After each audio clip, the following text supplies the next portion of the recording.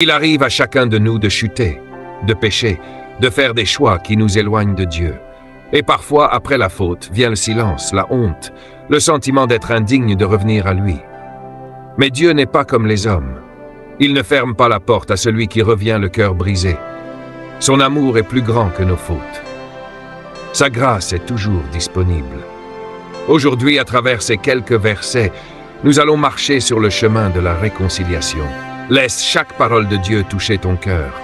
Prends le temps de respirer, de méditer et surtout de revenir à la source de la paix.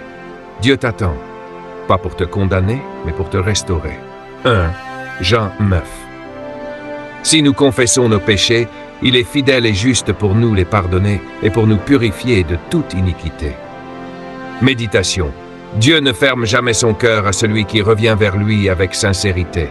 Quand nous avouons nos fautes, il ne nous humilie pas. Au contraire, il nous relève, il nous nettoie. Ce verset est une promesse ferme. Ton pardon ne dépend pas de ta perfection, mais de sa fidélité.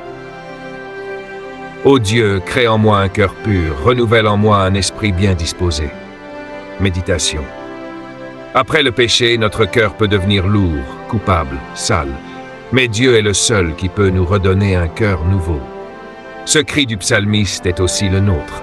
Seigneur, ne te contente pas de me pardonner, transforme-moi, fais de moi une nouvelle personne. Venez et plaidons, dit l'Éternel. Si vos péchés sont comme le cramoisi, ils deviendront blancs comme la neige. Méditation. Dieu ne se contente pas d'effacer nos péchés, il nous blanchit. Même si tu te sens souillé, perdu, trop loin, Dieu t'invite à t'approcher. Il veut dialoguer avec toi. Il veut t'expliquer que sa grâce est plus forte que ta faute. Luc 15, 20, comme il était encore loin, son père le vit et fut ému de compassion. Il courut se jeter à son cou et l'embrassa. Méditation. Cette image du père qui court vers son fils perdu est bouleversante. Elle nous montre que Dieu n'attend pas qu'on arrive parfait. Il court vers nous dès qu'on fait un pas. Ton retour touche le cœur de Dieu. Il ne veut pas te juger, mais te serrer dans ses bras. Il aura encore compassion de nous. Il mettra sous ses pieds nos iniquités. Tu jetteras au fond de la mer tous leurs péchés. Méditation. Dieu ne garde pas nos fautes dans un dossier. Il ne les garde pas en mémoire pour les ressortir plus tard. Il les jette loin, au fond des eaux.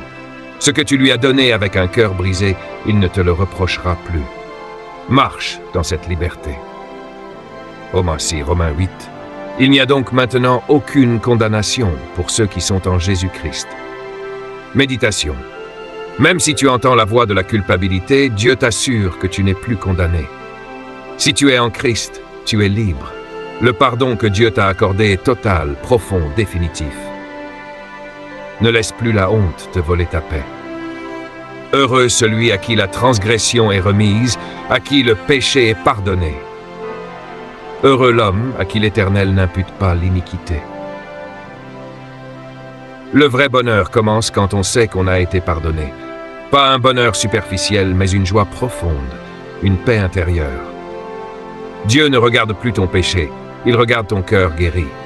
Tu peux sourire à nouveau, marcher la tête haute, tu es réconcilié. Si cette vidéo a touché ton cœur, n'oublie pas de liker, de t'abonner à la chaîne et surtout de partager autour de toi. Quelqu'un, quelque part, a aussi besoin de se réconcilier avec Dieu. Que cette parole continue de guérir, de relever et de restaurer des vies.